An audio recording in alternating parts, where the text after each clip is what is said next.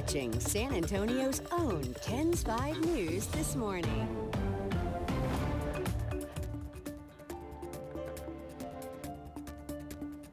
Thank you for joining us on this Saturday morning. I'm Vanessa Croy. And I'm Barry Davis. We're continuing our coverage on that catastrophic and deadly flooding in the Hill Country. More than 30 hours later, rescue crews are still working nonstop, trying to find, we honestly don't know how many missing people. But we do know this morning the death toll stands at 24, but officials say that number could rise. The Texas National Guard says they have rescued or evacuated more than 230 people in that area since the flooding started. And in Hunt, parents still frantically searching for answers at Camp Mystic. At last check, state officials say at least 23 girls are still unaccounted for. Last night, Governor Abbott, alongside other state and local officials, gave us an update on the search efforts. There is extraordinary collaboration to make sure that we are going to address everybody's concern as quickly as we possibly can. At the state level, we have Texas Task Force 1 and Texas Task Force 2. There are some of the best experts in the world at search and rescue missions. And know this, we remain in a search and rescue posture right now. So it's been going on over the course of the day, and you're going to hear stories here momentarily about exactly what has been achieved through those search and rescue missions. They will continue in the darkness of night. They will be taking place when the sun rises in the morning. They will be nonstop, seeking to find everybody who is unaccounted for. I have assured all of the local officials here that whatever they need, whether it be personnel, whether it be equipment, whether it be search and rescue operations, whether it be supporting them in their endeavors, whatever these communities need, the state of Texas is going to step up and provide it. This morning, we have live coverage from the Hill Country and the destruction left behind. KENS 5's Ronnie Accor is in Ingram at the rescue checkpoint where crews have been all night long. Earl Stoudemire is in Kerrville at Louise Hayes Park as the sun is now up. We're getting our first real look at what, if anything, is left along the banks of the Guadalupe. But first, I want to go over to meteorologist Paul Morales. Paul, we're talking this morning, the river and the flooding conditions, have they changed in the last 12 hours? Great question, because that's what everybody's worried about, are the river levels and where do we stand? Well, right now, currently, I've got good news for you. All these rivers, they're either steady or falling. We're talking about the Guadalupe River at Hunt, Kerrville, Comfort, and Spring Branch. All these, it's amazing how much these rivers have receded. At Kerrville, currently, we're sitting at about 2.5 feet, and it's still falling off. Comfort, 11.4. You can see what the flood stage is, falling off. Spring Branch, though, we're right at flood stage and cresting right now at 29.9 feet. So we definitely have some better news as far as the rivers are concerned across the area, and that is definitely great. Okay, we've got a flood watch in effect until 7 o'clock this afternoon.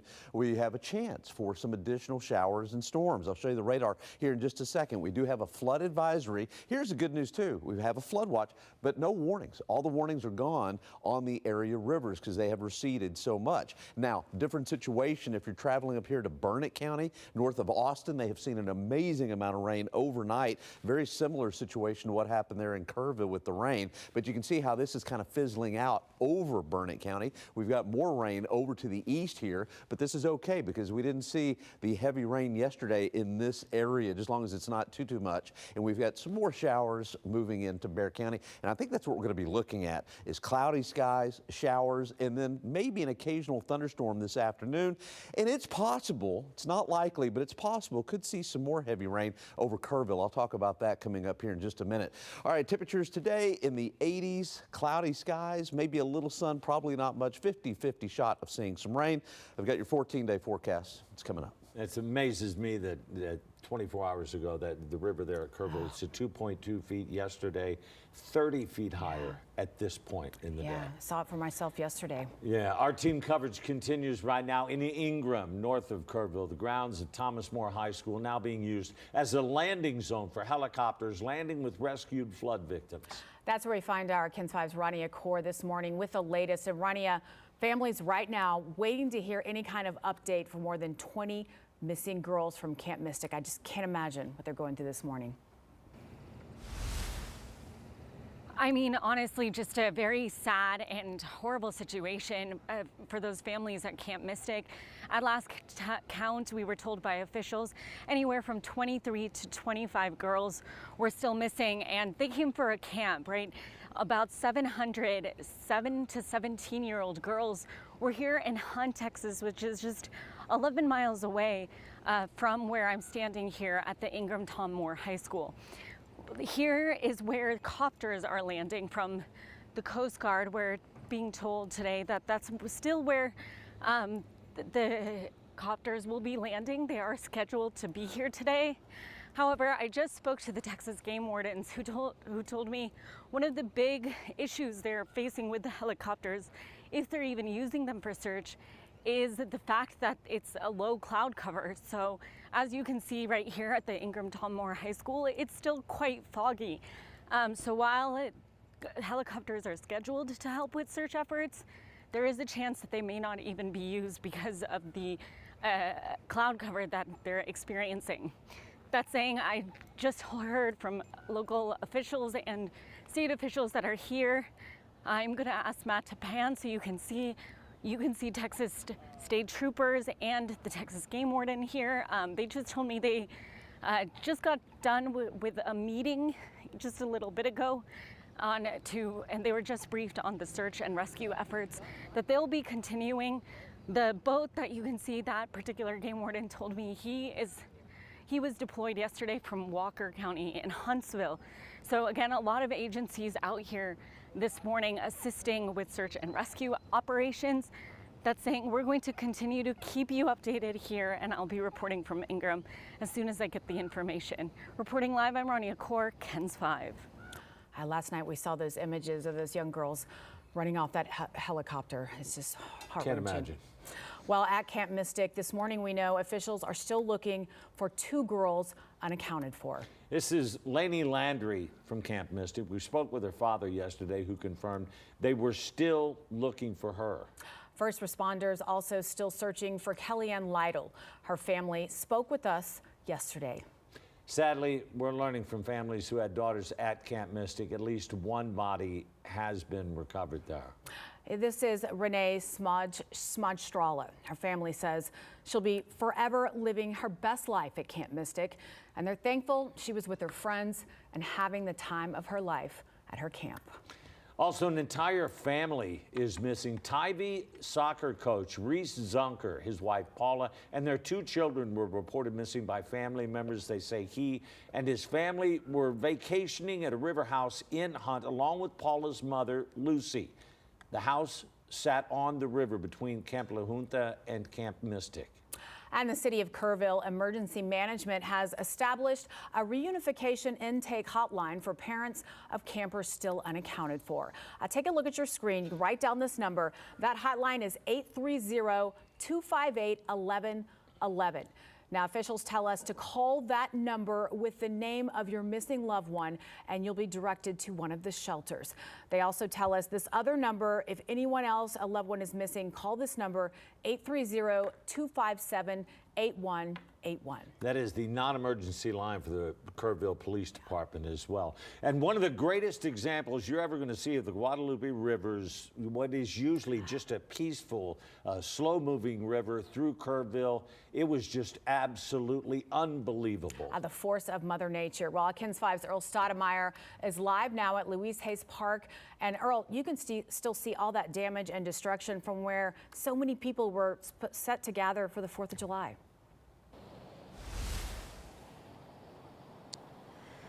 Good morning, Vanessa, Barry. It's really heartbreaking because where I'm standing, I couldn't even be standing here yesterday because there's debris right where I'm at my ankles. But the water was so high here at Louise Hayes Park. I'm going to let Gus give you a look. The water for where I'm standing, it was right under this bridge where cars are driving by right now. So everything in Louise Hayes Park, it's been washed over. This area that was supposed to be a celebration for the 4th of July with a pavilion, tents, music, food, fun. All of it washed away. going downstream. So what we have now is really the destruction and the aftermath. We have asphalt being lifted off of the ground. We have trees knocked over, and then we even have some trees really out in the distance. You can see how fast the water was moving and at such a force that the trees are bent out of place. Anyone who was in this water, it's easy to see why so many people had to get rescued. And even being out yesterday, the water, it was rushing through this area. This was a hot spot. A lot of people were making videos about this, posting it onto social media. But right now, the Guadalupe River, giving you a look, the river, it is moving slow again. And I was talking with Paul before the show started. He was telling me that the water, it's about 2.5 feet. It wasn't the case yesterday with how high the water got, really reaching up to the bridge. And the water is moving slow, but just really, there's going to be a lot of work having to clean this area up. So we're going to be giving you a better look of some more places up close here at Louise Hayes, and also trying to catch people when we can about their experience. But also, this is going to be a long cleanup process for Kerr County. Reporting live, Earl Stoudemire, KENS 5. Thank you, Earl. It's hard to believe. That feet was 30 feet higher there. Amazing, wow. As the water recedes, a community pulling together, obviously like never before. Still ahead, we're taking you to Arcadia Live, where preps for the 4th of July shifted to helping save lives.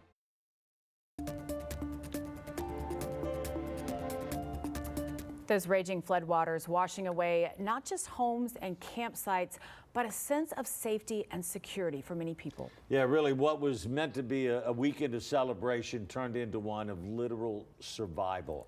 KENS 5's Alicia Naves, Louise Hayes Park earlier, where the city was set up to celebrate 4th of July. The stage, the bar, the decor, everything that was ready to go Thursday night at Louise Hayes Park washed away Friday morning. July 4th holiday weekend here in Kerrville was supposed to be a weekend filled with food and music and family and fun, but it instead turned into loss, fear, and a community pulling together like never before. First call I got about the flooding coming in, I had a feeling in my gut. I was like, oh my gosh, the park. Over the last 24 hours, Arcadia Live has become the heart of this flooded city. The same indoor space ready for July 4th festivities quickly shifted into a shelter and reunification center.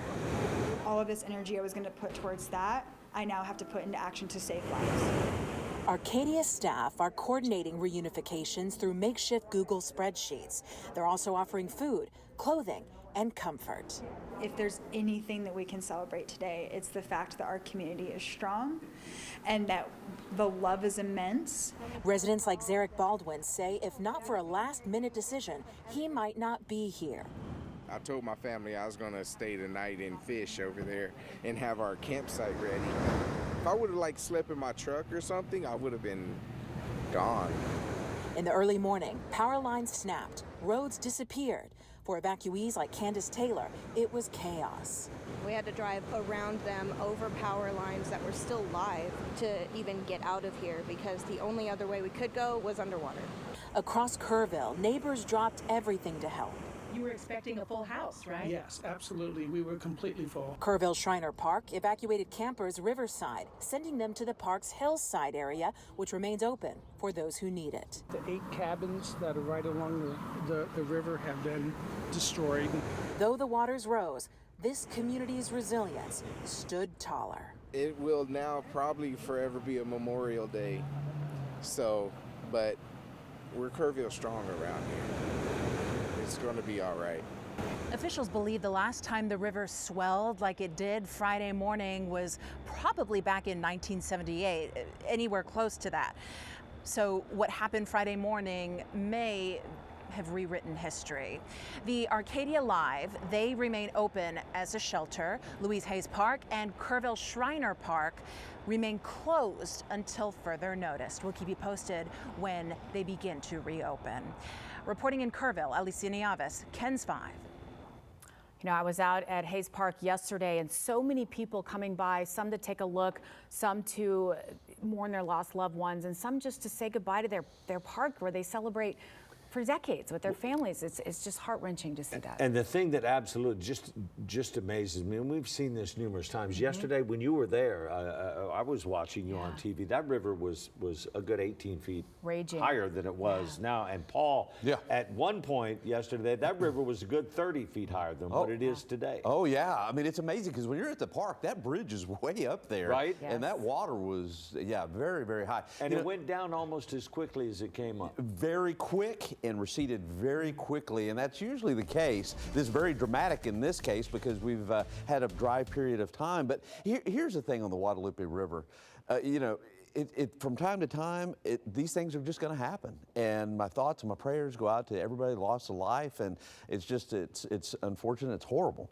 All right. So as we head through the day today, we've got a KENS 5 weather impact alert for today. Flooding is possible again. You just need to stay aware. There is that possibility. I'm not saying it's going to happen, but definitely a possibility of seeing some additional flooding across the area.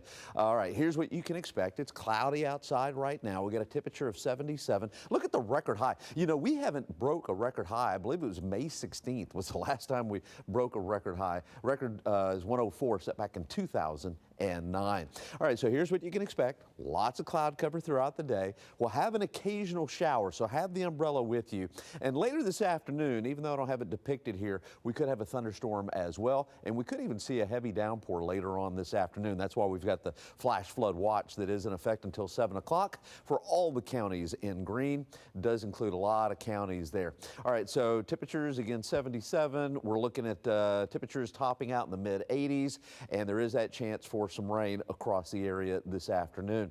I would say about a 50-50 shot of picking up some of that rainfall across the area this afternoon. So just watch out for that. Otherwise, lots of cloud cover as well. Okay, let me advance the computer here. Let's see. Let's talk about that flash flood watch there. Flash flood watch is in effect until 7 o'clock this afternoon. I'm not sure. There we go. All right. I knew it would show up. For the counties that are in green. Again, the reason we've got that flash flood watch is there is the chance that we could see some occasional heavy downpours. All right, we do have a flood advisory that is in effect. I believe this might be a new flood warning that has just been issued, was not there 5 seconds ago, but is there now. So a flood advisory is in effect. All the flood warnings are up here in Burnett County, northwest of Austin. And notice how where it was really bad yesterday, no warnings here at all on the Guadalupe River, and that is definitely some good news. Okay, so we've got a little spin in the atmosphere here, similar to what we had here in Kerrville yesterday in Kerr County, but notice how it is weaker and it's already breaking up. Most of the focus for storms down here to the south and east, and we've got some really heavy downpours in Guadalupe County right now, and notice how some of this shower activity, this whole thing is kind of backing down to the south and to the south and west. Look at the 12-hour rainfalls. You know, the big bullseye yesterday morning was here. The bullseye is here now northwest of Austin, but that complex is not as powerful as it was yesterday and is already breaking up. My attention now is going to be drawn to this area. That looks like where the heaviest rain is going to be, and you can kind of see what's happening here between here and Dallas-Fort Worth. That's where we've got a kind of a weakness in the atmosphere, little system that's causing that rainfall. It's going to move to the south and west because of this ridge of high pressure, and then tomorrow we're going to be in between two highs, so I'll have another chance for some rainfall. And then as we head into next week, I think it'll be more isolated to scattered. The high is going to try to build in, but I still think we're going to be in a weakness, so I'm not going to take rain chances out. We'll still have a slight chance for rain just about each and every day next week. All right, dust, you may notice a little bit of haziness, but with the clouds you won't even really notice. But I am expecting for more dust to move in on the 10th and the 11th. Okay, so here's what you can expect for today. Here's where all the thunderstorm activity is, and I'm going to be honest, there is no computer model out there that's doing a good job at all, so I'm kind of flying without instruments. But I think for the most part, this is going to kind of move down to the south and west, and later on, there will be some heavy downpours. All right, pollen count, mold is 1,020 and heavy. Forecast for today, only in the mid-80s, around 85. By the way, yesterday's high of 81, that's the coolest 4th of July that we've ever had here. The old record was 82. We're going to start off the first 5 days of July with highs in the 80s. It's been a while since that's happened. And then next week, about a 10 to 20% chance of seeing some showers. And then we get hazy with that Saharan dust. And then look at that. We got highs in the 90s. All right, 97 degrees. All right, we've got more coming up after the break. 8:25 on this Saturday morning. This just into our newsroom. The city of Kerrville getting ready for a press conference a little later this morning. It'll start at 10 a.m. at the Hill Country Youth Event Center. All we know right now is they are set to provide updates, but we will be having a live coverage on air and online once it starts. You know, there's so many people that have been displaced by this flooding, these storms and everything. They need a lot of shelters. Calvary Temple Church is one of the sites in Kerrville being operated as an emergency shelter. Vinny Vanzetta was there and shows us how they're lending a helping hand. We're here at Calvary Temple Church with Soila Reyna from staff administration. Tell us what's happening here today with the makeshift shelter. Soila. So Calvary Temple Church is providing the building for the Red Cross and Salvation Army to come in, and then we just host, but we help facilitate anyone that's coming in for shelter. And so anyone out there that is displaced, doesn't have a home, you want everybody to get here to be safe as possible, correct? Yes, we encourage you to come, the earlier the better, so that if it does start raining again, then you are out of harm's way before. And so come, we'll have a warm meal. And anybody can come, and how does the check-in process work? Do they need anything, any paperwork with them, anything like that? No, you'll just come. There is a process. Once you come, they will take your name, address, phone number. They will put a wristband on you so that they can keep track of how many people were displaced or how many people needed shelter. Kerrville, Texas has been through severe weather, whether it's icing, flooding before. It's amazing, isn't it, to watch this community come together like this in a time of need? Yes, it has. From the time that I opened up the building, we've had a flow of restaurants, of people dropping off water, food for the shelter, so much that we have told Salvation Army to take the food to Comfort and other areas that may need it, because our shelter is very well equipped, but it's our community who has come together and rallied around us. And again, this is the place to be for anyone displaced, for food, warmth, and just shelter in general, right? Yes, yes. All right, and tell us again, remind everybody the name of the church and the address if they want to get here today. It is Calvary Temple Church, and we're on 3000 Loop 534 here in Kerrville, Texas. Is there a phone number people can call? It would probably be my cell number, 830-370-8256. Soila, thank you for the time and appreciate your efforts to help bring this community together and help with the healing. Yes, thank you so much. All right, let's kick it back to the studio in San Antonio. Along with Calvary Temple, there are 3 other shelters in Kerrville. One is the First United Methodist Church, another at Notre Dame Catholic Church, the third being Shriner University's Event Center. And in Comfort, the high school acting as a shelter, and in Bulverde, the Winding Branch Ranch offering to take in horses or other livestock. We've also just learned the First Baptist Church in Kerrville will be serving lunch today at 1 p.m. The Salvation Army also setting up at City West Church in Ingram. We'll be right back. You're watching San Antonio's own KENS 5 News this morning. It's 8:32 on your Saturday morning. Thank you for staying with us here on KENS 5. Welcome back. We're glad you're with us on this Saturday. Rescue crews are back in the water. They're in the air this morning searching for those still missing in the Guadalupe River flooding. And while the exact number of missing is still unclear at this hour, we do know that at least 24 people have died. This morning, we have live coverage from the Hill Country. KENS 5's Ronnie Accor is in Ingram at the rescue checkpoint, where crews have been all night. Earl Stoudemire's in Kerrville at Louise Hayes Park along the banks of the Guadalupe River. But first, I want to go over to meteorologist Paul Morales. And Paul, we've been talking about this, the river levels changing so quickly, but talk about those conditions, how they changed in the last 12 hours. Okay, let's talk about that. Yeah, it's amazing how quick that the water will recede and the water will come down. And that's exactly what has happened. So now that the rivers have receded, here's the good news. We've got a flood watch, and that's all we've got right now locally, except for a new warning that just came out. So we've got a flash flood watch until 7 o'clock this afternoon, and there is a potential that we could see some additional flooding in that flash flood watch area. So we'll be watching that really closely here over the next 24 hours. Okay, here's where our new warning is right here, just off to our east. We've got a flood advisory off to the east. Have seen a lot of rainfall up here just northwest of the Austin area.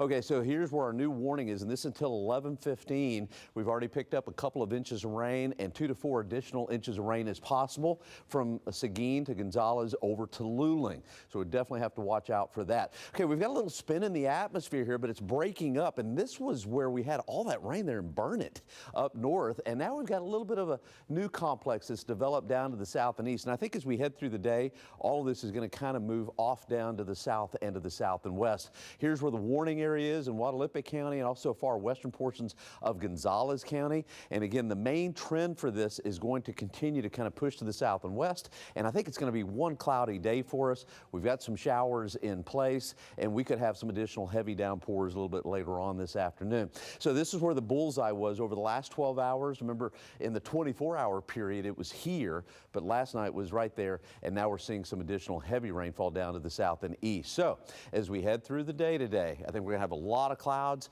Temperatures today topping out in the mid-80s. That's going to be about it. And of course, we're going to be watching those radars very closely as we head into the next 24 hours. All right, Paul, one of the problems is we have a lot of cloud cover and everything up there in the Kerrville area. Still a lot of, rain in the area, as you can tell. The thing about that is those helicopters, the rescue effort and everything, still ongoing this morning. They're back up in the air. Yeah, our KENS 5's Rania Kaur is at Tom Moore High School this morning, and that's where we've seen those choppers. That's where we saw those dramatic images of those girls getting off those choppers yesterday, rescued. Rania, what are you seeing? What are you hearing out there this morning? Good morning, Barry and Vanessa. I'm actually hearing that while the choppers are scheduled, they're unable to fly because of this low cloud cover. I got this information just about a half an hour ago from Texas game wardens, but that doesn't mean search and rescue efforts aren't happening here in the Hill Country. I learned that this morning a lot of the rescue teams were brought to a meeting to divvy up those task forces so they can go and be spread all across the Guadalupe River, still searching for those people. Those teams include Texas game wardens, Texas Department of Public Safety, Texas Task Force 1, along with local agencies. They're all spread apart here in the Hill Country, looking and searching for those people that are still left missing. I know one dedicated team is still looking for the girls who are still missing from Camp Mystic. At last check, 23 to 25 young girls who were attending summer camp in Hunt, Texas, that is 11 miles west from here, they're still unaccounted for. 700 girls were at that camp. They're anywhere between 7 to 17 years old. And as you can see, there are still some agencies here at Ingram Tom Moore High School. This is where they're meeting. And again, this is where the choppers are going to come. If they do get deployed this morning, this is where they bring them and where people who are rescued are medically evaluated. And we know that the medical units are staged at Ingram Church. They'll call them over here to medically evaluate them before reuniting. Again, we'll continue to keep you updated on these search and rescue efforts this morning. Reporting live from Ingram, I'm Rania Kaur, KENS 5.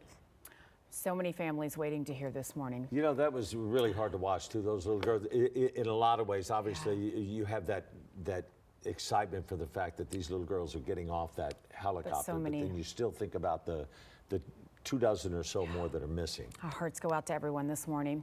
Well, we're going to turn to Kerrville now, where we saw yesterday that flash flooding and that raging water in Hayes Park in the heart of Kerrville, where they were set to celebrate the 4th of July. Yeah, it was amazing. Water was more than 32 feet deep there, even got into some homes and businesses in Kerrville itself. Earl Stoudemire is there live this morning, Earl, at Louise Hayes Park, and I see you have Congressman Chip Roy with you. Good morning, Barry, Vanessa. You're absolutely right. This is not a weekend anyone was expecting. This was supposed to be a time for celebration, but this is a time where a lot of leaders across the nation and in the state are here in Kerr County trying to give everyone resources and support. So I have U.S. Congressman Chip Roy with me. You know, you've been here before, you've celebrated. Tell me, you know, what have you seen, what have you heard? Yeah, no, I appreciate it, and thanks for covering all this. And, you know, my family comes down here virtually every summer, right on the other side of that bridge for the 4th of July celebration. We were going to be here yesterday, Robert O'Keefe, William Beckman. This is a central part of the community. I'm proud to represent it. It's a resilient town. Obviously, our hearts go out to all the people affected by this. The first responders still working as we speak to go try to find any of the remaining lives. I just got a text from one of my kids' classmates who was on a mattress for 3 hours through the night. She was miraculously found, and she's alive and well. And we're just hopeful for more of those kinds of stories. But we're going to keep praying and working with those folks, and then we're going to rebuild. I mean, you know, we'll all work together to do that. This has been a partnership on the rescue mission, federal, state, and local. Talked to the Secretary of Homeland Security yesterday and the President. They committed to do whatever they needed to do to be able to help us deal with this disaster. The governor has been on the ground. He was here yesterday. But look, it's going to take a lot to rebuild, as you can see. There's been a lot of damage. But this stuff's all physical. We just got to make sure all the people who've been affected by loss of life, that we're there for them, that we're praying for them. And, you know, there was a camp counselor. There's some camp counselors who lost their lives, camp director who lost her life trying to save some of these kids. Look, there was like a wheelbarrow of water dumped here in a short period of time yesterday morning. This water rose 26 feet in 45 minutes, and water just came flushing down here. So we'll rebuild. We're resilient people, but right now we just need to make sure we find all those that are still missing. Absolutely, with all the people still missing and a lot of destruction. Yeah. And with your work at the Capitol, can you kind of tell us, do you have any plans or work already done working with Abbott or anyone in D.C. for just kind of helping us with just getting aid and recovery? Well, look, I mean, the state's on top of it right now. We've been working together as a team in a partnership. There were 1,000 people on the ground yesterday to deal with this. And right now, the mission is to find lives, to make sure that we, you know, don't leave anything unturned, go up and down the river. This is still an active mission, trying to make sure we find anybody who survived, and then obviously recover anyone who didn't. And that's what we got to do. Then you identify, look at the mess, you figure out what you got to do to clean up. And we'll do that. I mean, there's dollars in the disaster fund. We just secured a bunch of money for Texas in the big, beautiful bill. I think $13 billion to pay Texas back for the fact that Texas had to deal with the open borders. So there's a lot of stuff that we can do in a partnership. Right now, we just got to go find lives and make sure that the first responders are, have all our support. So with the big, beautiful bill, are there going to be any cuts with funding or anything for relief for natural disasters for what we're having right now? The Big Beautiful Bill wasn't even about any of that. The Big Beautiful Bill was about making sure people had money in their pockets. It was about tax relief. It was about making sure that we had serious plus up in emergency dollars for the Department of Homeland Security, an additional $150 billion so they can do their job to secure the border that the federal government wouldn't do. It was about making sure that we ended a bunch of ridiculous policies that were harming Texans, including, by the way, people in this district, in this community, who did want to see more solar panels and more battery farms throughout the Hill Country. We've ended a lot of that. So we're doing a lot of great stuff to get this country going again. And importantly, we're going to have the resources, $13 billion for Texas. Think about that. $13 billion for Texas that we fought for. Senator Cruz, Senator Cornyn, myself, the rest of the Texas delegation, and the president said that Texas deserved to be made whole for the fact that the Biden administration left our border wide open. So we're doing that. Right now, we're going to make sure that we rebuild. But today is about finding lives and saving lives. And God bless the first responders out here, DPS, yes, sir. local, and absolutely. Thank you so much, Congressman Roy. Thank you so much for your time. Appreciate Thank you for being out here. And of course, you know, if there's any updates, we'll be sure to keep up to date with what you're doing. Thank you so much for being here. Thanks. All right, Vanessa Barry, we're going to be looking around, trying to give you some more updates, what's going on here at Louise Hayes Park. But I'll go ahead and turn it back to you in the studio. All right, thank you, Earl. Congressman Roy giving a shout out to our first responders, feeling the same way this morning. Well, it's still ahead for us this morning. In the face and the aftermath of this devastation, we're hearing absolutely incredible stories of heroes and survival. After the break, how a man helped save a woman who was swept almost 20 miles from her campsite.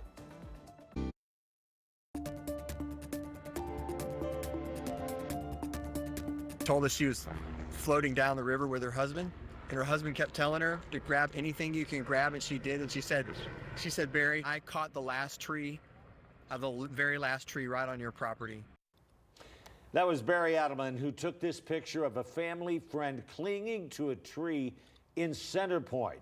And a man stepped out on his balcony overlooking what's normally a peaceful Guadalupe River and became an angel to that woman trapped in that tree. It's truly an incredible story of survival. So a woman was camping in Ingram when she says she was swept away and carried nearly 20 miles downstream, dodging everything from RVs to refrigerators. And how she made it out alive is nothing short of remarkable. Carl Jeter heard her screaming for help and shared video of those miraculous moments with Sue Calberg. I'd like for you to take a look at that majestic cypress tree on the far bank of the Guadalupe River here in Center Point, Texas. Her branches, her upper branches, big branches, have been ripped from her, but she stood strong as a 22-year-old woman was swept about 20 miles downstream from Ingram all the way here to Center Point. She sheltered that woman as the woman waited for daylight. When the neighbor came outside, he heard her screaming for help, and they were able to rescue her from that tree. True miracle. There's no other way to explain it. You heard her screaming. I did. Carl Jeter stepped onto his porch and became one desperate woman's hero. She saw me, so she started to scream out loud.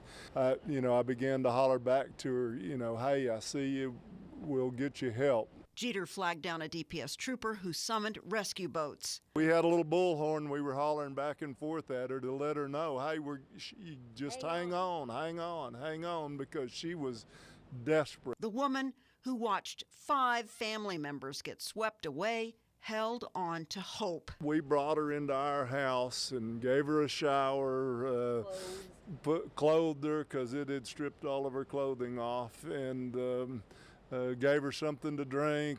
They say they called the reunification lines to report all the names, and at this point, they're waiting to see if the rest of the family from the Midland area was recovered. One final note, as we've been here this afternoon, people have been stopping by for the homeowners and the people affected by this flood. They've been offering to help. Homeowners say, come back tomorrow when the river has settled down a bit. That's good to know, right? That we're still Texans and we still love and help one another. In Center Point, Sue Calberg, KENS 5.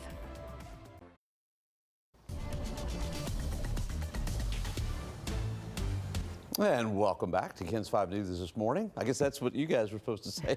That's okay, Paul. The one thing I want to ask you, we had said yesterday there was a possibility that the Kerrville area, Hunt, Ingram, and all could pick up to, possibly 2 inches of rain today. Is that still the case? It is possible. Yeah, definitely 2 to 4 inches. I'm going to say, though, there isn't a single computer model out there that's doing a really good job with this. So kind of flying without instruments and how I feel things are going to go throughout the day today. But heavy rainfall is definitely possible. We've got a flood watch in effect. So it's another KENS 5 weather impact alert day. So stay aware, and that'll be throughout the day today. And again, that flood watch till 7 o'clock. All right, for today, I think temperatures are going to be in the 80s all day long. And it's been a long time since we've gone first 5 days in July with highs only in the 80s. Matter of fact, yesterday we had the coolest July 4th we've ever had here in San Antonio. High temperatures, mid-80s, 85. Average high is 94, and nowhere near the record. Record is 104, set back in 2009.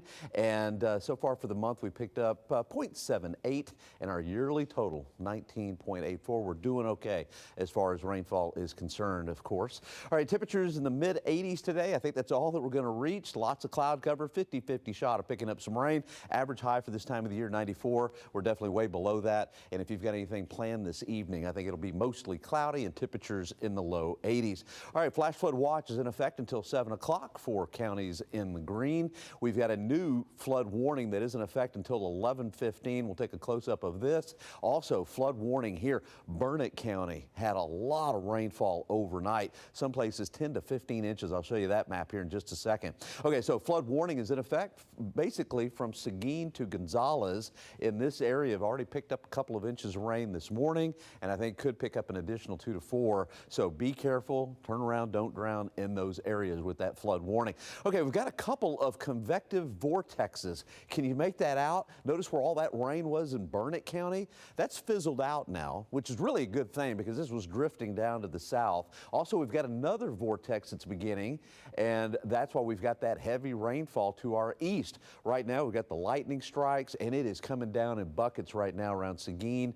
Also, eastern portions of Guadalupe County, flood warning in effect right now till 11:15. And here in Bexar County, lots of clouds and light rain so far, and we'll probably have just light rain for the next several hours. Look at this bullseye from last night, anywhere from 10 to 15 inches of rain just last night up there in Burnett County, and now we're seeing those heavy downpours over to our east. Okay, so as I said before, the computer models, really none of them are doing a great job. This one right here is probably doing the best. But watch what it does with this complex. The mean environmental flow is from northeast to south and west, and it weakens it. I'm not so sure about that, but it weakens it. And then with that other complex kind of moving to the south and west, bringing some heavier rain across the hill country. So anywhere really across south central Texas, you could see some heavy rainfall. And there's all the showers and storms basically from here all the way up to around Dallas. So we've got this complex here. It's going to continue to move in that direction. And then as we head into tomorrow, I still think we've got a chance for some showers. And really, each and every day next week, we've got about a 10 to 20% chance of picking up some rain and dust. I really wouldn't worry about that today. But as we head into the 10th and the 11th, I think we will be dealing with some Saharan dust. All right, molds are 1,000 and heavy. Here's your 14-day forecast. Mid-80s today. Good chance of seeing some heavy downpours here and there as we progress through the week. Highs in the low 90s. Really nice as far as temperatures are concerned. And then for the 10th and the 11th, we've got hazy conditions with the dust coming back. And then I do think it's going to get warmer as we head towards the middle portions of July. Of course, one of the most important things today are those river levels. And Roxy has those current stages. How do we look out there, Roxy? That's right. Hey, Paul, good morning. Well, things are looking a lot better compared to yesterday. So yesterday, we got to see a disastrous flooding. It actually reached a crest at 34.8 feet. The all-time record at the Guadalupe River at Kerrville is 39 feet. So this is about the third or fourth all-time record we've seen. But now those levels are back down to 2.5 feet. So that's how it was before we saw the flooding. So it's incredible. In just 24 hours, those levels are back down. But we're not quite done yet. So this is very good news. But now we're keeping our eyes on the Spring Branch River. So right now the crest is about 30 feet, which is still in the minor moderate category. Now you'll notice how comparable and similar these numbers are, but the difference is that this one is a lot more wider and it can attain a lot more water. So the record for this one is 53 feet. So that's about 14 feet difference more that this one can attain. So it looks like right now it's cresting. It's still staying pretty steady, but we'll continue monitoring that for you throughout the morning. But it does seem like the worst of it is over and things are looking a lot better. But of course, if that changes, we'll update you on air and online. All right, well, stay with us. We'll be right back after this break.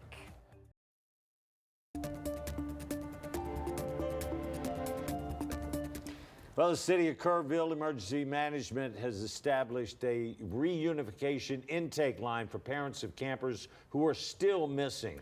You want to write this number down, take a picture of it. The Reunification Intake Hotline, this is according to Kerrville Police, is 830-258-1111.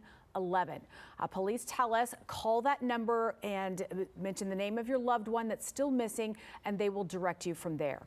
Now, they tell us that all other missing persons should call this number, 830-257-8181. All right, and there are several reunification locations in Ingram. It's the elementary school at 125 Brave Run. In Kerrville, there are two. One's the Walmart at 2106 Junction Highway. The other, the Arcadia Live Theater, that is at 717 Water Street. And again, 24 people have died. So many are unaccounted for. At this point, there's no way to possibly tell how many. Search and rescue efforts continue. And our team will continue to bring you the most up-to-date information. We're sharing these just heart-wrenching photos with you right now. We are following this story, including the heartbreaking stories and the stories of survival and resilience. We'll continue bringing you the latest on air and online at KENS5.com as the situation continues to develop. We'll be back in a minute. You're watching San Antonio's own KENS 5 News this morning.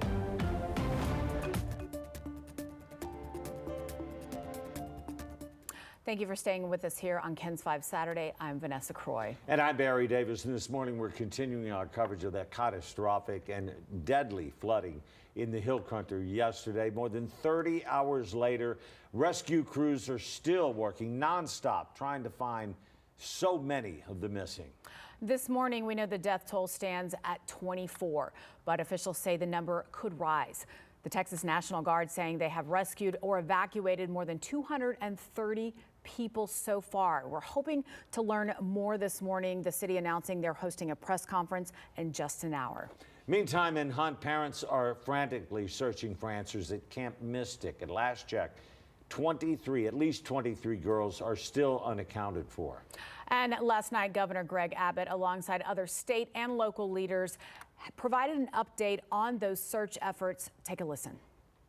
There is extraordinary collaboration to make sure that we are going to address everybody's concern as quickly as we possibly can. At the state level, we have Texas Task Force 1 and Texas Task Force 2. There are some of the best experts in the world at search and rescue missions. And know this, we remain in a search and rescue posture right now. So it's been going on over the course of the day, and you're going to hear stories here momentarily about exactly what has been achieved through those search and rescue missions. They will continue in the darkness of night. They will be taking place when the sun rises in the morning. They will be nonstop, seeking to find everybody who is unaccounted for. I have assured all of the local officials here that whatever they need, whether it be personnel, whether it be equipment, whether it be search and rescue operations, whether it be supporting them in their endeavors, whatever these communities need, the state of Texas is going to step up and provide it. This morning, we have live coverage from the Hill Country. Our KENS 5's Rania Kaur is in Ingram this morning at the rescue checkpoint where crews have been working around the clock. Earl Stoudemire is live in Kerrville at Louise Hayes Park along the banks of the Guadalupe. But right now, I want to get over to meteorologist Paul Morales. All right. Yeah, Paul, we've been talking all morning about this devastation, this flooding.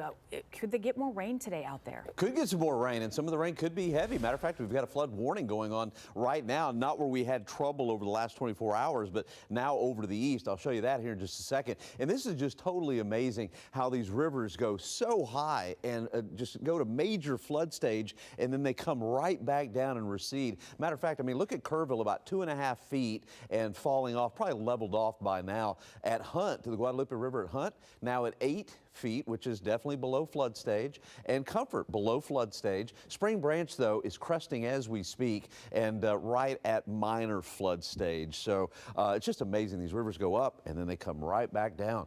All right, got cloudy skies. We will see some occasional rain, maybe a thunderstorm later on this afternoon.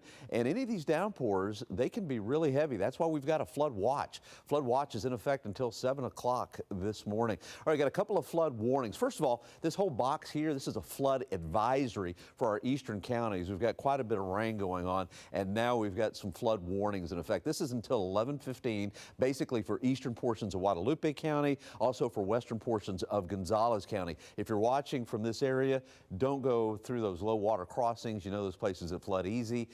Just stay away from those areas. We got a couple of spins here in the atmosphere, little vortexes, and that's where the heavy rain is right there. And this is going to be kind of moving down to the south and west. So we will definitely be in the zone for rain, and some of the rain could be heavy at times. I've got more on the forecast and your 14-day coming up. Thank you, Paul. Our team coverage continues right now in Ingram. City West Church is one of the many staging areas where crews are getting organized this morning before they head back out. Yeah, and that's where we find our KENS 5's Rania Kaur this morning. And Rania, have you seen search efforts being launched yet this morning? not necessarily, Vanessa and Barry, but I know this is the location where law enforcement and local officials are located in order to group and deploy those teams. I'm going to step aside. So in this parking lot, you can just see a little bit of a sample of the law enforcement officials that are here. Texas Department of Public Safety, Bexar County Fire District. I've seen the Kerr County Sheriff's Office. You know, Texas game wardens along the side of this building. You can't see it right now, but there are a lot of ambulances. This is where they're going to go from in order to, they'll go to Ingram Tom Moore High School, for example, if people are brought there that have been rescued.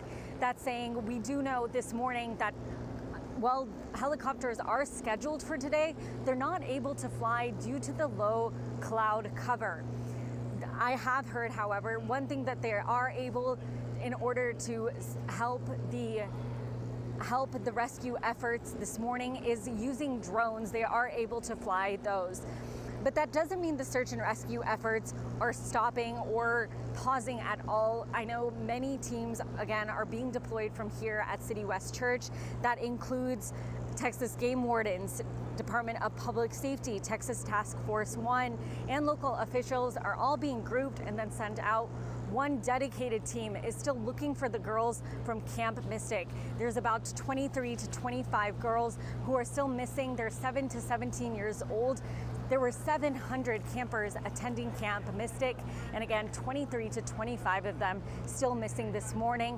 And City West Church is where those law enforcement officials are coming together, figuring out where to go, and sending them off. We're going to continue to bring you these search and rescue effort coverage this morning here on KENS 5. Reporting live from Ingram, I'm Rania Kaur, KENS 5.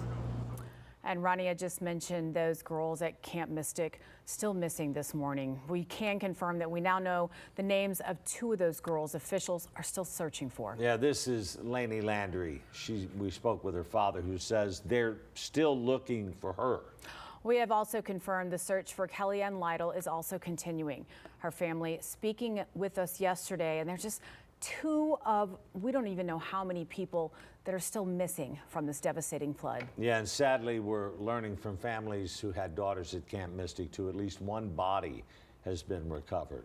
This is Renee Smaj-Strala. Her family tells us she'll be forever living her best life at Camp Mystic, and they're thankful she was with her friends and having the time of her life at her camp. Now, the missing include at least one entire family as well. Tyvee's soccer coach Reese Zunker, his wife Paula, and their 2 children were reported missing by his family. And Zunker and his family were vacationing at a river house in Hunt, along with Paula's mother, Lucy. That house was on the river between Camp La Junta and Camp Mystic. Yesterday, I talked to a woman who was desperately searching for her brother, didn't know where to turn. So we want to keep telling you these numbers. So the city of Kerrville Emergency Management tells us they've established a reunification intake line for the parents of those campers who are unaccounted for and other people. So first, write down these numbers. Take a screenshot right now. The first number is 830-258-1111. Now, the city of Kerrville police tell us to call that number with the name of your loved one, and you'll be directed to a shelter. And for all other missing persons, the second number is 830-257-8181. You know, and yesterday, Vanessa, you were at Louise Hayes Park. And that was one of the first places we went to yesterday. The city was set up for their annual 4th of July celebration down there. And literally Arcadia Live, which runs that, lost absolutely everything that they had pre-set up Everything for was washed 4th away. of July. Yeah, among other things. I mean, Barry, we saw huge, massive trees that had been uprooted just floating down the river. And I shouldn't even say floating, that river was raging yesterday. No, it was flat carrying them down there. Earl Stoudemire is at the scene of the park this morning, Earl, and it is a dramatic difference. Yesterday it was at 34 plus feet. Today it's at 2.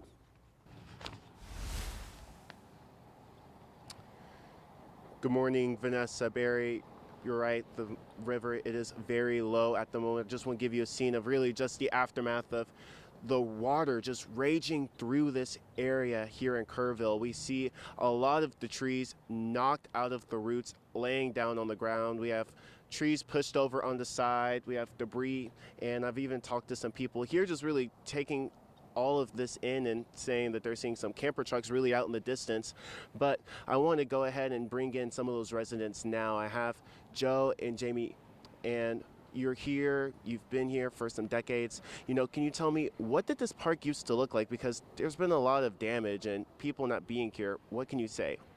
It was really beautiful. It had a nice island over there, little trail you could walk around that way.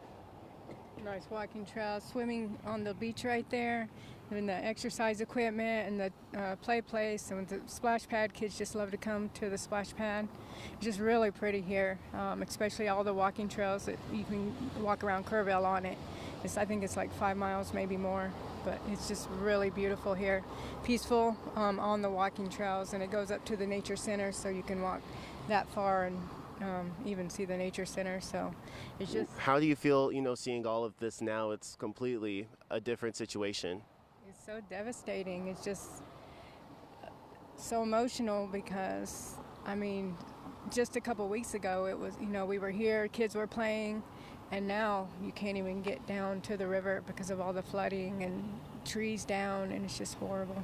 Absolutely. And Joe, you know, can you just tell me a little bit about 4th of July? What were your plans? What was going through your mind as everything unfolded? Because you were here. Yes, well, we were going across the bridge the day before, and they had set up the tent for the fireworks and the band that plays down there. And last year we were here and sat on the other side. Everybody had their lawn chairs. It was really a beautiful place, you know, to be and enjoy and everything. And then before we know it, it's all gone. Yeah. Everything just went downstream. It's total devastation. Absolutely. You know, for the community and everyone kind of going through this together, you know, have you ever seen something like this, and what do you want to let the community know? I've seen it before, but not as bad as it was this time around, and I pray for all the people who have lost everything, and for the children that are still missing in Kerrville from Camp Mystic, and I just send prayers out for everyone. Absolutely, prayers to all. Jamie, do you have anything? I don't know, everybody's pulling together, posting pictures of those, you know, so we can find the ones that are lost, or, you know. But it's just this community gets together with things like this from what I've seen. I haven't been here as long as him, but I do know that the community kind of pulls together to try to help one another with, you know, Walmart people are up there and they're trying to get clothes together and things for people who lost everything, and they're feeding them and giving them showers. It's so amazing what they're doing. All the churches that are, you know, have places for people to go. It's just really amazing what the community's doing to help those. Yeah. Absolutely. It's really Kerrville strong, and thank you guys for being out here and telling me about your story and this description, because it really sets the visual for people who have never been here in Kerrville. So thank you guys so much. Thank you. Absolutely. So guys, we're going to be here just talking to more people, taking in this entire scene, because right where we're standing right now, we couldn't even be here yesterday because water was just surging through this area, literally hitting the bridge in the background right behind me. So we're going to be trying to get some more people, and we'll be back later on. Back to you. All right, Earl, and you can see Vanessa behind him there, where the road there, that truck Completely had to uprooted. stop because that road was completely Yeah, and torn you know, up Barry, through I there. talked to so many people yesterday who were obviously devastated by the loss of life, but also for the loss of their park right now. No, it's unreal. City of Kerrville, meantime, is planning to hold a conference, new press conference here in just a little bit. It'll start at 10 a.m. at the Hill Country Youth Event Center in Kerrville. We will be covering that on air right here on KENS 5 and online once that begins, so stay with us here on KENS 5. And it's 9:17 on your Saturday, still ahead for us this morning. Louise Hayes Park has no doubt changed forever. Yeah, in 3 minutes, we're going to look at how one organization, Arcadia Live, they're playing a big part in this. They shifted gears from getting ready to celebrate the nation's independence to now helping survivors.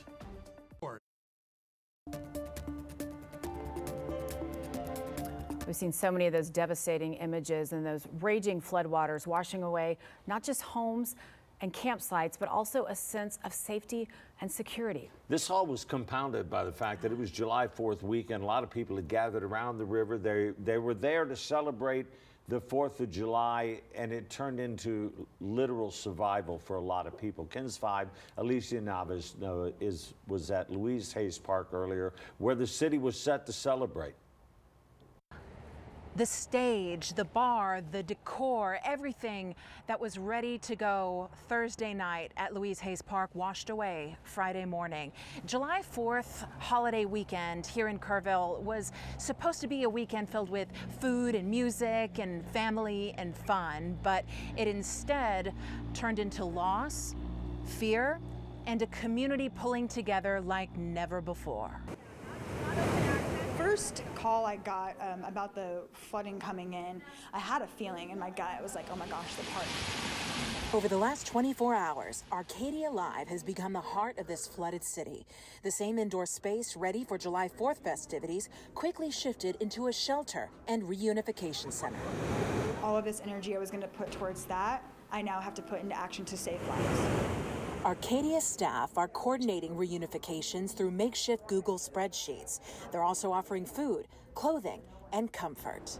If there's anything that we can celebrate today, it's the fact that our community is strong and that the love is immense. Residents like Zarek Baldwin say if not for a last-minute decision, he might not be here. I told my family I was going to stay the night and fish over there and have our campsite ready. If I would have slept in my truck or something, I would have been gone. In the early morning, power lines snapped, roads disappeared. For evacuees like Candace Taylor, it was chaos. We had to drive around them over power lines that were still live to even get out of here because the only other way we could go was underwater. Across Kerrville, neighbors dropped everything to help. You were expecting a full house, right? Yes, absolutely. We were completely full. Kerrville Shriner Park evacuated campers riverside, sending them to the park's hillside area, which remains open for those who need it. The 8 cabins that are right along the river have been destroyed. Though the waters rose, this community's resilience stood taller. It will now probably forever be a Memorial Day. But we're Kerrville strong around here. It's going to be all right. Officials believe the last time the river swelled like it did Friday morning was probably back in 1978, anywhere close to that. So what happened Friday morning may have rewritten history. The Arcadia Live, they remain open as a shelter. Louise Hayes Park and Kerrville Shriner Park remain closed until further notice. We'll keep you posted when they begin to reopen. Reporting in Kerrville, Alicia Navas, KENS 5. All right, thank you, Alicia. Everybody that was affected, just thoughts and prayers to all you folks out there. It's just a tough time. All right, we got another KENS 5 weather impact alert day for today. Flooding is possible. Stay aware that we could have some heavy downpours here and there. There is no doubt about that. Okay, so as we head through the day, a lot of clouds out there now. Temperatures in the upper 70s, around 78. Record high, 104, set back in 2009. It has been a while since we have broke a record high. We got to go all the way back to mid-May. So temperatures, I'm liking the temperatures. I don't know about the rain, but liking the temperatures. I guess we need the rain as well. Okay, so out there today, we will have some light rain for the most part over the next several hours. There's a possibility this afternoon that we could have some heavier downpours. And one thing is for sure, we're going to have another day with highs in the 80s. And that hasn't happened too many times in history where you start off the first 5 days in July with highs in the 80s. It's pretty rare. There's only been about, I think, 5 or 6 times in history that has happened. All right, flood watch is in effect until 7 o'clock for all the counties in green. We do have a flood advisory and a couple of flood warnings nearby. I'll show you those here in just a second. There is Burnett, up around Burnett. They picked up a lot of rainfall last night. I'll show you that map as well. All right, so we've got a flood warning till 11:15. Basically now, extended for all of Guadalupe County and also for a little sliver, kind of western portions of Gonzales County. If you're watching from those areas, rain is coming down very heavy, and you know those low water crossings, stay away from those. You definitely don't want to go to those. Okay, so we've got a couple of spins here in the atmosphere. These are convective vortexes, and the main flow is going to be moving from northeast to south and west. Notice how the lightning is picking up there just east of town. Let's take a closer look. It is coming down very heavy. That's why the National Weather Service has just extended that warning for all of Guadalupe County. And if this trend continues, we may have some issues here in eastern Bexar County over the next hour or two. So I'm going to be watching that very closely. Notice how we're seeing a little bit more yellows here in Comal County as well. So some of the intensity is starting to pick up out there this morning. Rainfall amounts anywhere from 10 to 15 inches northwest of Austin here in the Burnett area. Now we're starting to see some heavy downpours just east of San Antonio now. Okay, so computer models, they are all out to lunch. This is the closest one. So we're going to be flying kind of without instruments, but this is the closest one. And this model shows that this complex is kind of moving down to the southwest and just dissipating, just getting rid of it. I'm not so sure that that's going to happen. Either way, I guess what I'm trying to tell you is that across the hill country and especially from San Antonio eastward, we could have some heavy downpours. And then tomorrow, I think we've got another chance of seeing some rainfall. This computer model is not very optimistic about it. I think this is the best way to look at it this weekend, anywhere kind of north of 90 and 10, and then eastern counties. Yeah, you could pick up a heavy downpour, so a flash flood watch is in effect. Okay, so here's what's going to be happening. This little system here is going to be weakening, pushing out of the way. The ridge is going to try to build in next week, but I'm still going to leave a chance for some showers, probably not a great chance, and then Saharan dust is going to be coming right back at us on the 10th and the 11th. I'll show you that in the 14-day. All right, molds 490 and light. Pigweed is 20 and light. Today, just mid-80s. Tomorrow, closer to 90, lower 90s for Sunday. Monday, lower 90s. Tuesday, lower 90s. So you got to be loving the temperatures. That's good. These are impact days because of Saharan dust for the 10th and the 11th. And then as we continue to have at least isolated showers all the way through the middle portions of July. Okay, the rivers, very important out there right now. Roxy, which river are we watching pretty closely this morning? Hey, Paul. Well, now we're keeping an eye on the Guadalupe River at Spring Branch. So we already talked about the one in Kerrville, now back down to 2.5 feet. In less than 24 hours, it's already back down to where it was before the flood. So we're the one right now at Spring Branch, currently cresting at 29.9 feet. Flood stage is at 30 feet, so it's basically already there. Now, the good thing about this one, it is a little bit wider, so it can attain a lot more water compared to the one in Kerrville. So this is the one we're keeping a close eye on. As far as the other rivers, they're either steady or falling. So the one at Hunt currently at 8.8 feet, flood level is about 10, and then the one at Kerrville is 11.4 feet, and the flood stage is at 21 feet. So the one we really have to watch out for today is the one at Spring Branch. Of course, we've seen a lot of rain these past couple days in Kerrville and Fredericksburg. Our soil is very saturated, so any additional rain will cause some issues for today. So we'll continue monitoring those flood watches for you throughout the day and keep you updated on air and online. All right, well, stay with us. We'll be right back after this break.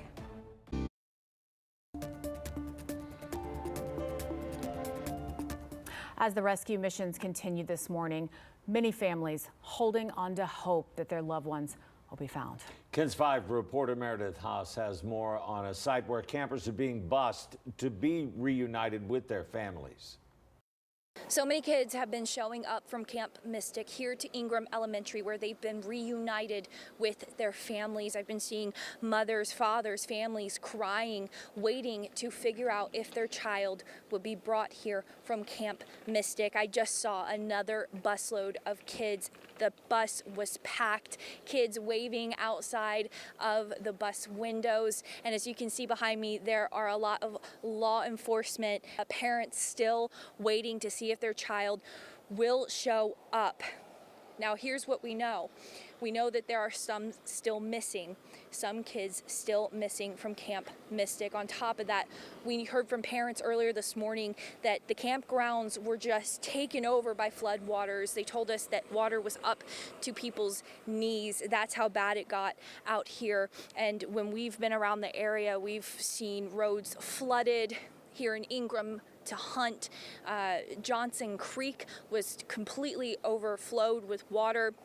But here at Ingram Elementary, many parents are now being reunited with their children. When we have the very latest, we'll bring it to you on air and online at KENS5.com. In Ingram, Meredith Haas, KENS 5. You're taking a look at a picture in Kerr County from our KENS 5 viewer, Casey Claiborne. You can see the downed tree on the property, just one of many images coming out of that devastated region right now. Yeah, we're going to have more live coverage from the Hill Country in the next half hour. Stay with us. You're watching San Antonio's own KENS 5 News this morning.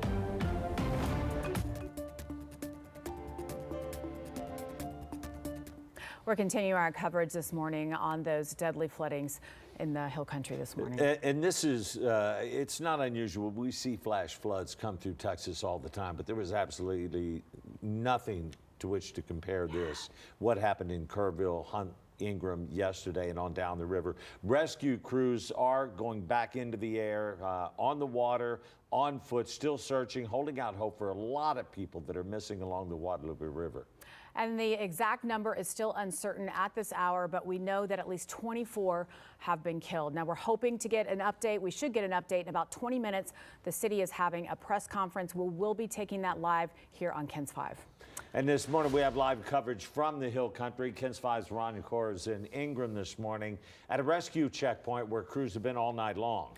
Earl Stoudemire is in Kerrville at Louise Park along the banks of the Guadalupe. But first we want to check in with meteorologist Paul Morellis.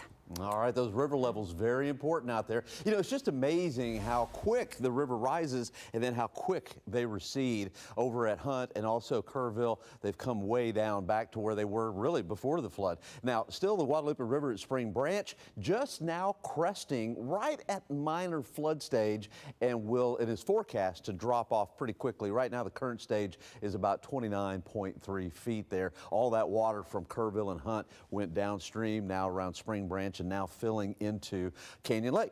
All right, we do have a flash flood watch that's in effect until 7 o'clock. There still is the chance for some heavy downpours out there, and we've got a couple of flood warnings this morning close by.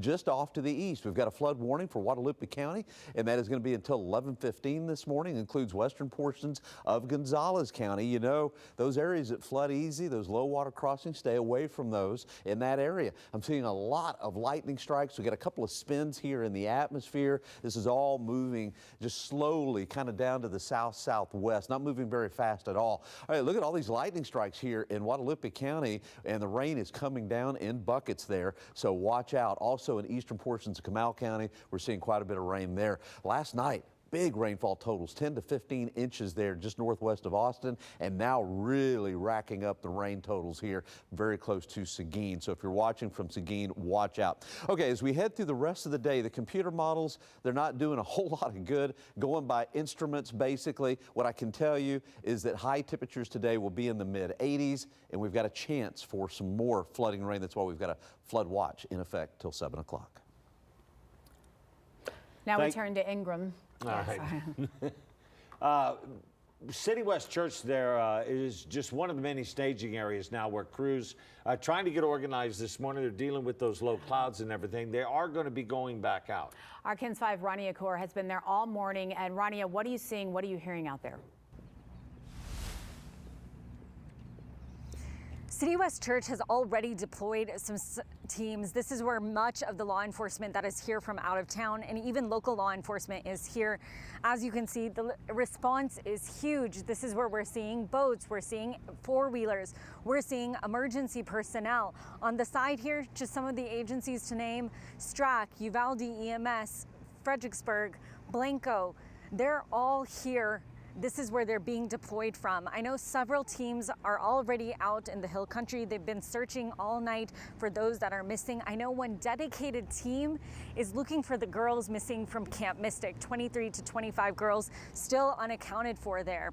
That's saying we do know while helicopters are scheduled, and those were of course, the video and the harrowing images we saw yesterday of the girls landing from the helicopters, being medically evaluated at the high school here in Ingram, and then taken to be reunited from their families. We know helicopters are scheduled this morning, but unfortunately, because of how low the clouds are sitting, even when I heard a helicopter, you couldn't even see it. So we know that while choppers are on standby this morning, they're not necessarily being deployed. But there is some air and overhead search rescue efforts still happening, including with drones, for example. I'm told those are being deployed.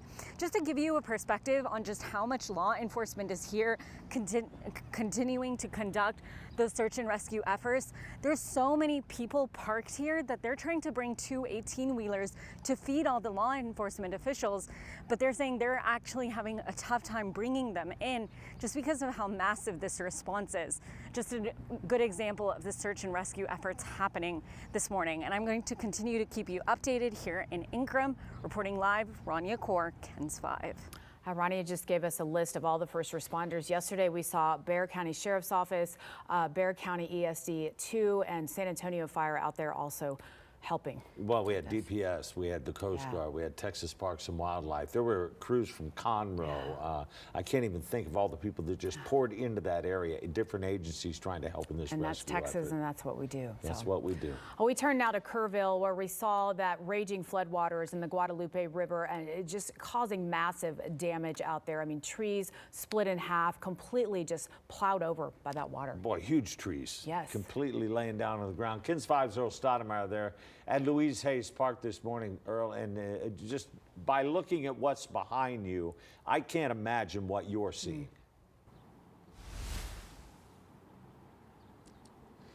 Vanessa Berry, it's really insane to know just how Mother Nature had full force destroying so many parts of Louise Hayes Park here in Kerrville. Right behind me, I actually talked with one of the Kerrville residents, and they told me that this was a stretching exercise area.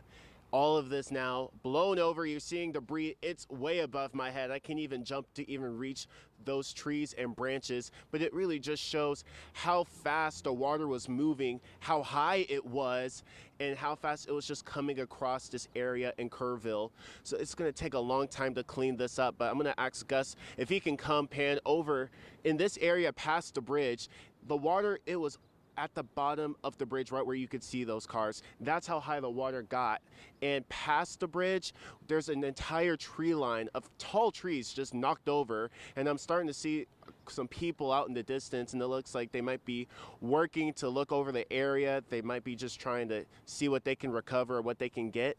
But this has been an insane day looking at all the damage, asphalt from the road being taken down, and talking to some of the Kerrville residents. A lot of the work in this park was recently done in the last 2 to 3 years. This crosswalk where people are doing trails going around the town, you can't walk there anymore.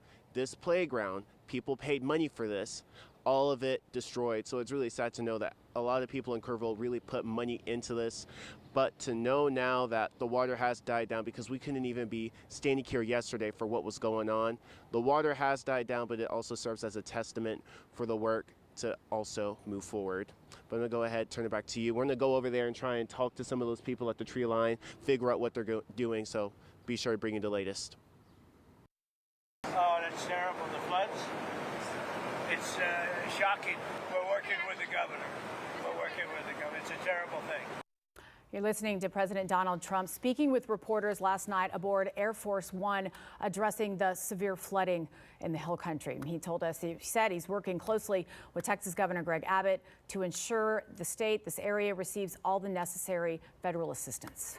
Around that same time, the governor and other state officials were giving an update on the flooding as the governor signed a disaster declaration for the entire area. KENS 5's Mike Jimenez was at that meeting with state officials and tells us what he learned. Now, Friday night, Governor Abbott, along with other state officials and local officials, held a press conference to give an update on search and rescue efforts. Now, Governor Abbott started off the press conference by asking for prayers for those that need to be rescued, prayers for those that have been rescued, and prayers for those that are assisting in the search and rescue efforts. Now, Governor Abbott did confirm that there have been 24 confirmed fatalities, including one out of Kendall County.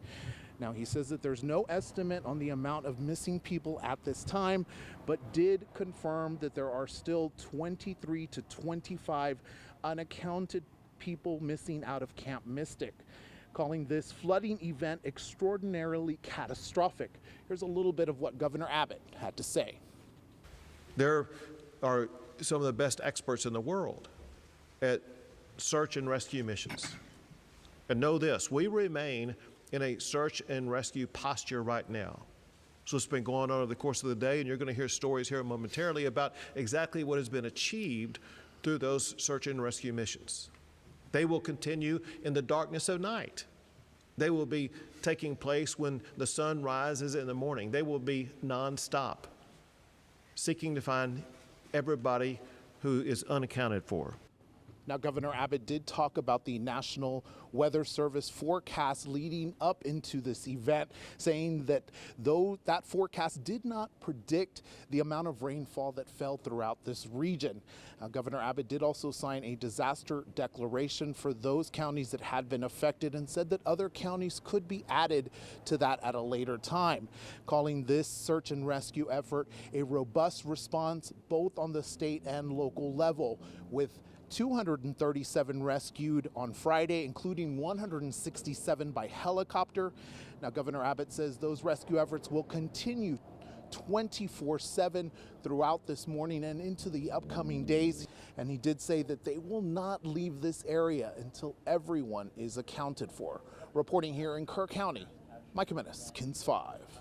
You know, the amazing thing is, too, he said 167 people rescued by helicopter. There's a TFF in the area, which means a temporary flight restriction, TFR. There can be no air traffic in that area except for those rescue helicopters that are out there now. Many out there this morning. Well, throughout the ongoing devastation, we are hearing incredible stories of survival. After the break, we're going to hear how a man helped pull a woman from a tree who was swept roughly 20 miles in that raging river.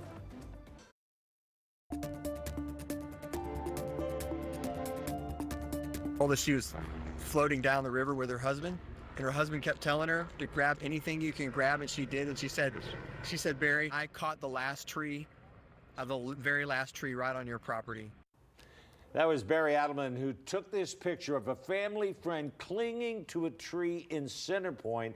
And as that happened, a man stepped onto his balcony overlooking the river, which is usually peaceful, flowing along through there, and literally became an angel to that woman who was trapped in the tree. It is an amazing story of survival for that woman who said she was camping near Ingram when suddenly she was swept away by those floodwaters and tumbled downstream nearly 20 miles. Also telling us that she had to dodge refrigerators and RVs to make it to survive. Yeah, the man who heard her screams for help, Carl Jeter, shared that video, or this video, of the moment he helped get her out of that tree. He shared this with Sue Kalberg.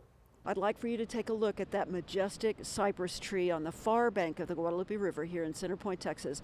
Her branches, her upper branches, big branches, have been ripped from her, but she stood strong as a 22-year-old woman was swept about 20 miles downstream from Ingram all the way here to Center Point. She sheltered that woman as the woman waited for daylight.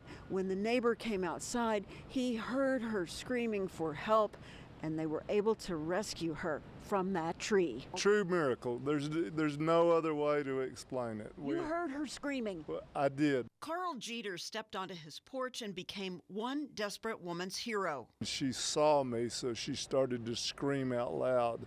I began to holler back to her, hey, I see you, we'll get you help. Jeter flagged down a DPS trooper who summoned rescue boats. We had a little bullhorn. We were hollering back and forth at her to let her know, hey, just hang on, because she was desperate. The woman who watched 5 family members get swept away held on to hope. We brought her into our house and gave her a shower, clothed her because it had stripped all of her clothing off, and gave her something to drink.